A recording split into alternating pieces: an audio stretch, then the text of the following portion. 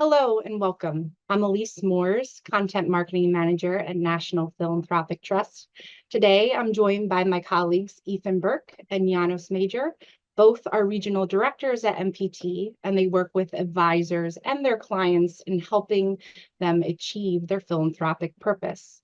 Today, we will discuss strategies for helping clients to find their philanthropic legacies and how donor-advised funds can be used to execute against those plans. Janos and Ethan, thank you for leading us in this discussion today. Thank you so much, Elise, and good morning and afternoon to everyone joining us. We certainly appreciate you taking some time to discuss legacy planning, especially as it's becoming a more important topic for the ultra high net worth and high net worth clients that you're all working with. Ethan and I are going to go through a bit of an agenda today to kind of set the table for what we'll be discussing. The first is really just kind of setting the landscape. What is philanthropic legacy and why is it important to clients? So we'll share a couple different examples to help get and illustrate an idea of what that looks like for clients and why it's important for you as the advisor. Ethan will then take over to talk about the most important question we hear from advisors, which is, how do I get started? What can I do to help my clients? And what resources are out there that we can, access to help my clients talk about their legacy? We'll then, talk more specifically about how donor advised funds can be used to support an overall philanthropic legacy, as well as how NPT specifically can position ourselves to help you and your clients execute on their philanthropic legacy. So with that in mind, I wanted to first talk about just what is philanthropic legacy and why is it important to your clients and also important for you as the advisor. So we wanted to start with an example of, I guess, when I started as an advisor back in 2009, coming right out of the financial crisis, a lot of people were focused really on preserving their wealth, and legacy was looked at more as the end of the planning cycle. It was really the last thing most people were thinking about, and it was also kind of lumped in with estate planning. So thinking about what do you do with your assets after you pass away. We do see this, becoming less and less of a main topic for clients. We see bequest gifts, as you can see, being a little over $45 billion in 2022. This is kind of the most common way that we're seeing people give to charity after they pass, is to leave a portion of their assets behind to the various charitable causes that they care about. So this was, more commonly looked at as the way to plan for legacy. But what we're seeing more now is what you'll see on our next slide, which is really people, what we call living their legacy. So no longer are people looking at it as simply the last thing that they want to do. They want to be able to leverage their assets today to give to the causes that they care about. I know I certainly had a lot of clients, and I'm sure you do as well, that are looking at their inheritance for their children and grandchildren, saying, I want to be able to give this to them now so I can see them enjoy it while I'm alive. And that's what we're seeing with a lot of ultra high net worth and high net worth clients. As you can see in 2022, ultra wealthy individuals gave over $190 billion globally, which is up over 25% since 2018. So we're seeing more and more people give today rather than waiting till they've passed away to be able to pass on their estates. And this specifically 21% are what we would call high affinity donors. So people who are giving a larger portion of their wealth while they're alive. There's those causes out there like Half My DAF, or Bill and Melinda Gates started the idea of giving away the majority of your wealth while you're alive. And there are other individuals like that who are really living their legacy and trying to give their assets away today. So with that kind of table setting, why is it important to your clients? And it's most important to remember that legacy planning is personal. There's no real cookie cutter approach. There's no simple solution that everyone use. As we said, historically, legacy planning was something that was saved towards the end of the planning process, and sometimes, again, associated more with estate planning. But as times have changed, more people want to live their legacy. They want to be able to instill their values in the next generation. They leverage, philanthropic giving as a way to unite their families and be able to share experiences and ideals with them. And also, legacy planning helps clients outline and articulate what they want for the future. Everyone wants to be able to make an impact in some way, shape, or form, and it really gives them a structure around how they want to give. Do they want to give directly to charity? Do they want to set up an endowment fund somewhere? Do they want to set up, a different structure? Do they want to set up their own 501c3 to be able to make a direct impact? And more we're seeing clients designate more of their estates towards charitable causes rather than their children and grandchildren. And I wanted to just kind of point out this little stat on the right, or not stat, but a quote, which is, when people consider how their lives influence future generations, they allocate more of their wealth to collectivistic beneficiaries. So the more people think about the world around them and how they can make an impact, we're seeing more people want to give to charity. So this is, why we're seeing it as such an important topic for clients. But for you as the advisor, why does it matter to you? The first thing is, legacy planning for advisors.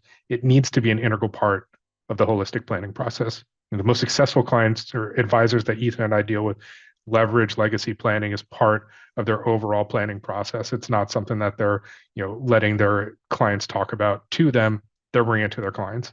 Over 90% of ultra high net worth donors give to charity, but less than half of them have an actual dedicated plan. So, there's a huge opportunity for you as the advisor to differentiate yourself and bring something new to the table.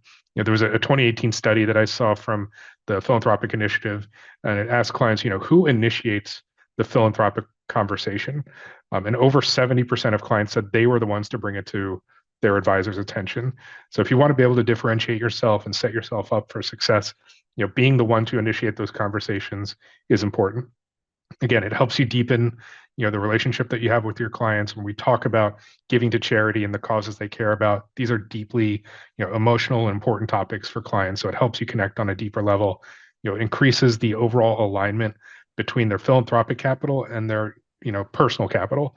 So being able to leverage, a similar investment strategy, so their, investment capital across the board is growing, so they can use it more for themselves or charity is important. And most importantly for you as the advisor is this last bullet point. It helps you find a way to engage the next generation. The most important thing that you can do to protect your book of business and to continue to be successful is to make sure that your assets aren't leaving, eventually when your clients do pass away. As we can see the stats on the right, we all know the great wealth transfer. A little over $84 trillion is going to be passing hands in the next 20 years. But ultimately, we only see 20% of the inheritors maintaining the advisors that their parents used. This is a huge opportunity for you as the advisor to leverage philanthropic giving, legacy planning, to meet the next generation, to start building a relationship with them so that they stick with you and those assets remain sticky. Now, with that in mind, now that we've set the table, I want to pass it over to Ethan so he can help us get started on the conversation. Thanks, Janos, and thanks to those who joined us. Janos, I'm always mindful of that statistic that just 1 in 5 investors use their parents' advisor once mom and dad go. I do hope that our topic will change that so that advisors can retain that second generation. I was told when I started that the average investment lasts about 18 months, but the average DAF can last about 18 years. So something to think about with your clients. So let's discuss how and why. The first step in helping your clients define a philanthropic legacy is actually taking time to reflect on what matters most and then documenting their wishes. You and your team likely witness client philanthropy already, specifically about year-end when clients call and ask for securities to be gifted to charities. By documenting the why and how, you help clarify the impact they want to have, the direction of their giving, and maybe provide peace of mind that their plans will be fulfilled once they're gone. A written statement of intent can articulate values they hope to transmit through philanthropy. What areas of giving interest them, such as church or their alma mater, and the timing, more now, more later, and not to be overlooked, what assets make the most sense from a tax perspective. So communicating intentions. Equally important is who your client chooses to involve in their legacy plan. For some, like my wife and I, it's children, but it could be grandchildren. Others may have a close circle of friends. Whomever they choose should know the plan if possible, and how much flexibility they have to act within that plan. So example, does your client want successors to have the freedom to choose organizations, or do they prefer to specify the actual organizations to fund? Do they have a history of giving that successors can draw upon if additional funds become available?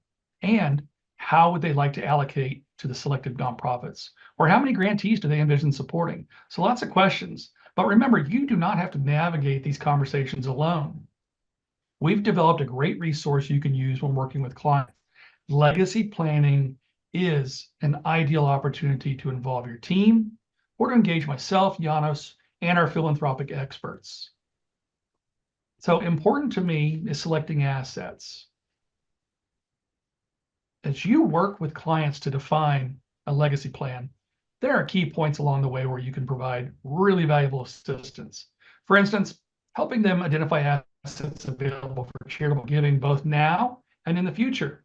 When donors give to charity, they typically use cash, writing a check, using a credit card, or liquidating stock and then donating proceeds. While not awful, I would note these contributions are made with after-tax dollars, which can be the most expensive form of giving. Consider, therefore, the potential of appreciated assets, stocks, bonds, mutual funds, or complex assets like private company stock, shares of privately owned businesses, or even real estate. This approach may not only enable larger contribution to charity, but also potentially offer significant tax benefits.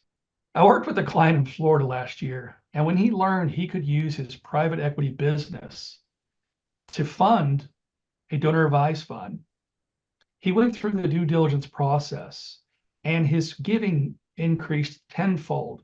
And interestingly, he has been supporting, now dramatically more, childhood cancer nonprofits as his child is a cancer survivor. So choosing the vehicle, this is an important topic. While outright giving, of course, is an option, adding structure to the approach can also make sense.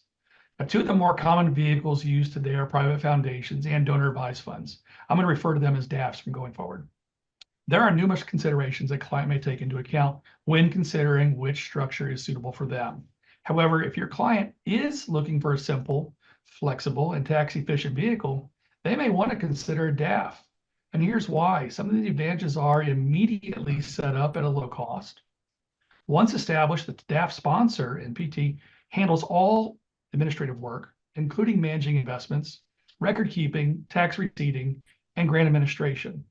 DAFs offer maximum tax benefits allowed by law, and sometimes greater than foundations.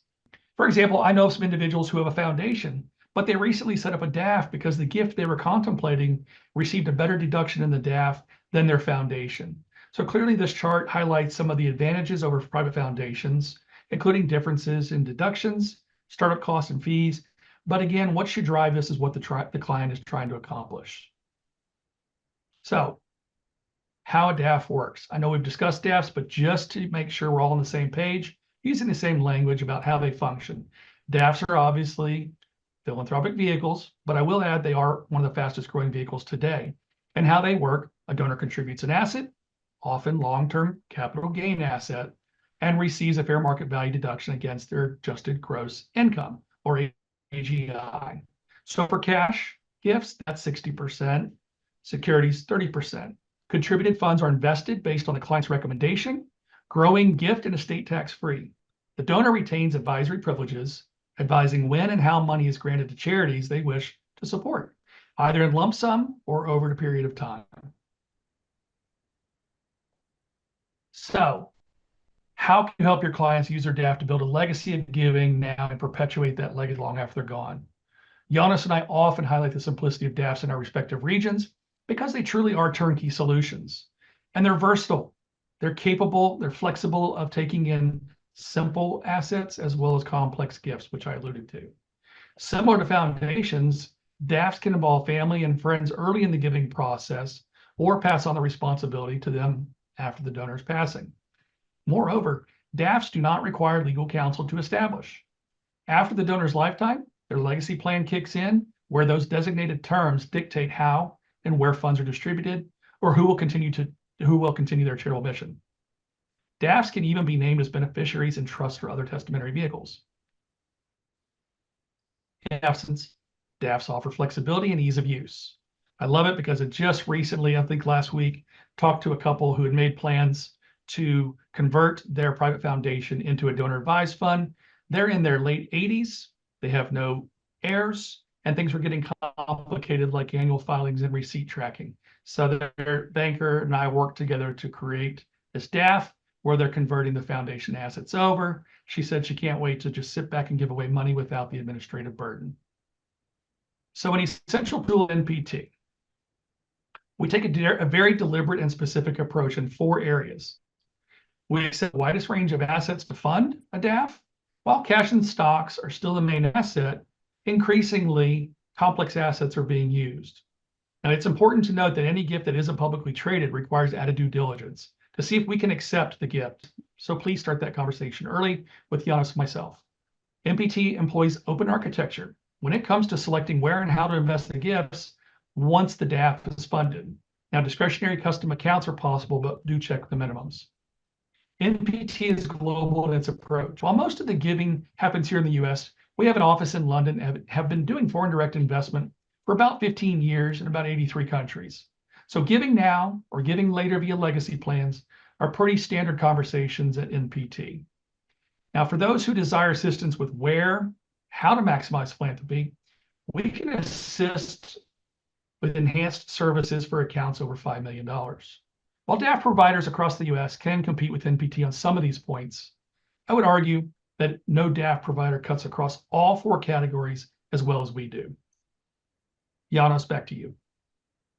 Thank you so much, Ethan. I know there was a lot of great information on donor advised funds, private foundations, and what we want to focus on now is really on the legacy plan within the NPT donor advised fund. And you can see that we split it into 2 columns, left side being for more individual focus and the right side being on charitable beneficiaries, I should say. So you can see, we offer a lot of customization options. You can name joint advisors, and we also have an option called a secondary advisor. So if a donor has children or grandchildren that they want to be able to have access to the DAF today while they're alive and help them grant out of the donor advised fund, you can certainly set something up like that. And then, of course, you can name successor advisors. So think of this very similarly as having a beneficiary to an IRA. Once you pass away, your successors would be able to take over the donor advised fund to be able to start granting out the DAF assets on their behalf at that point. Now, on the flip side, you have options for charitable beneficiaries. The first one, most common is to give in full. So whatever is left in the donor advised fund, you can give as a lump sum to a charity. You can also name multiple charities. So if you have 2 or 3, they would split the DAF based on whatever percentages you gave towards each charity. And then something that's a bit unique to NPT, or not many donor advised fund sponsors offer this, is an endowment option. So the ability to set up a regular recurring annual payment to a charity. Especially if you're somebody who's focused on local organizations or smaller organizations. If you have $1 million DAF, sending a lump sum $1 million to an organization that's budget is $50,000 to $100,000 every year, that's something they may not be able to absorb. However, if you set it up as an endowment where that $1 million pays out 5% every year, they get into another $50,000 every single year. You're able to set up a way to, in perpetuity almost, support that organization after your passing. So it's a great way to set up, ongoing payments to charities that you care about, or to set up, regular smaller payments to smaller organizations so they can absorb it. And the great news is you can use all of these options together. You can name some successor advisors, a child or grandchild. You can name a portion of the assets to go as a lump sum to your alma mater, let's say. Then you can also set up a portion to go out as a regular annual payment to maybe a smaller organization or an organization that you want to support ongoing. So we really do let you customize your legacy plan as much as possible within the donor advised fund. And I do want to share an example of us doing that with some clients that I worked with last year. So we have Carla and Gabe Escobar. They're in their late 50s when we met them, and they were in their peak earning years. So they're making good money. And as Ethan said, they were more or less giving through their checkbook or checkbook philanthropists. So they're giving cash on a regular basis, or they would call their advisor, sell some stock to be able to give the proceeds then to charity. So they, didn't have a very sophisticated way to give, but they wanted to give. But more importantly, they wanted to involve their children, their 2 daughters, in that giving journey. They wanted to be able to bring them into the fold, instill some of their values, and help them support organizations that they cared about as well. So, with all that in mind, we were able to leverage a DAF to really give them some added tax benefits and some more sophistication in their giving. So first, instead of calling their advisor to sell stock and then send the proceeds, they could gift the stock to the donor advised fund. And as Ethan pointed out, they're able to get a fair market value deduction for that gift. And they were also able to avoid the capital gains that they were taking previously by doing it through a DAF. They were also able to appoint their daughters as secondary advisors. So each of them were able to grant out of the DAF as they saw fit, and then continue to give to the causes that they cared about. So, they basically, nothing had to change within their day-to-day of how they gave, but they were being able to take advantage of a donor advised fund to give some added tax benefits and still support the organizations they cared about.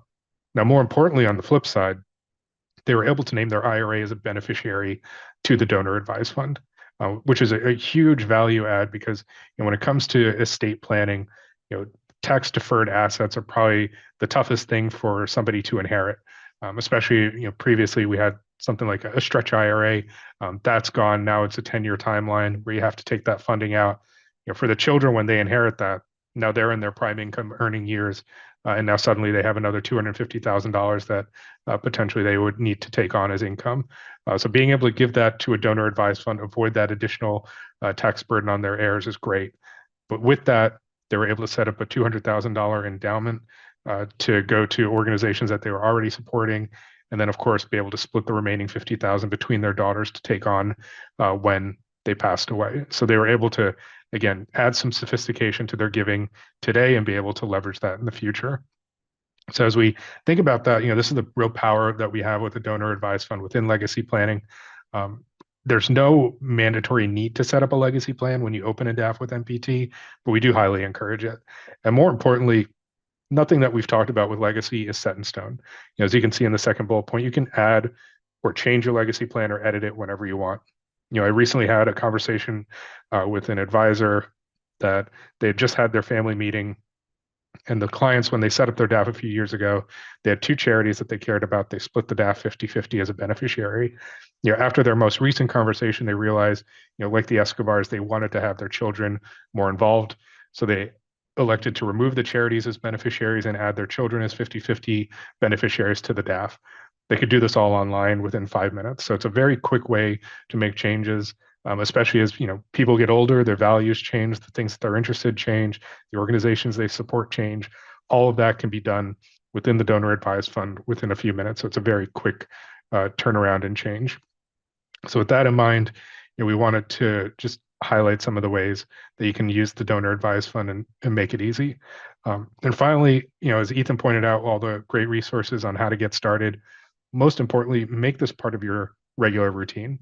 As you're doing your annual check-ins or quarterly check-ins, have this conversation with your clients on a regular basis. If there are changes in their life, if they're getting divorced, or there's they just got married, or they just had a child, or there was a recent passing in the family, all those triggering events are reasons to talk about giving and make sure that the legacy plan within their DAF or within their general financial plan is intact, especially as Ethan pointed out for high income earning years, unexpected bonuses, or if they're selling a business, all these are great opportunities to introduce charitable planning and giving within that legacy plan. And then, of course, as you're updating retirement plans or insurance plans when it comes to the beneficiaries that they have in there, look at the donor advised fund as well, or look at any of their philanthropic vehicles to make sure that those plans are still set the way that they want them. Again, if they want to add children to the beneficiary, or they want to remove charities or change charities, all of that is important. So again, make this part of your regular routine. As I said at the start, the most successful advisors we work with make legacy planning and charitable planning a big part of their practice and are able to leverage that to grow their business and grow and gain new assets that way. And with that, I'll let Ethan close us out with some of the resources on how we can help. Thanks, Janos. And again, thanks to everyone joining us. Just a few more slides here. NPT was started 28 years ago out of a family office and has since grown into the largest independent DAF sponsor. With about 35 billion in assets under administration, we work with roughly a dozen firms and family offices to help clients give back and create that legacy. We are very proud of our record of distributing $57 billion to charity. We are often asked, well, Janos, Ethan, who do you work with? Well, weekly, we are working with individuals, advisors, bankers, attorneys, accountants, and even companies to assist in their philanthropic journey. I call this centers of influence, all those professionals that work with clients. I joined NPT in 2017 because I recognized that when you work with NPT, you can expect an entrepreneurial approach to the strategy, collaboration with all those centers of influence, and flexibility and versatility that are unrivaled. Let me jump to one more slide here. About 5 years ago, NPT recognized the demand for added support around effective philanthropy, again, beyond what Janos said, checkbook philanthropy. While some leave this process to their heirs, as we noted, increasingly others want to see philanthropy in action. You learned that in the first 3 slides. To that end, we established a division dedicated to helping clients set goals, plans, mission statement, conduct research, field scans, opportunity outlines. We explored best practices, metrics, to ensure impactful giving. In addition, we work side by side with wealth advisors while always serving as a resource for more complex cases. Now, clearly, Janos and I do not do this alone. Next slide shows our regional team.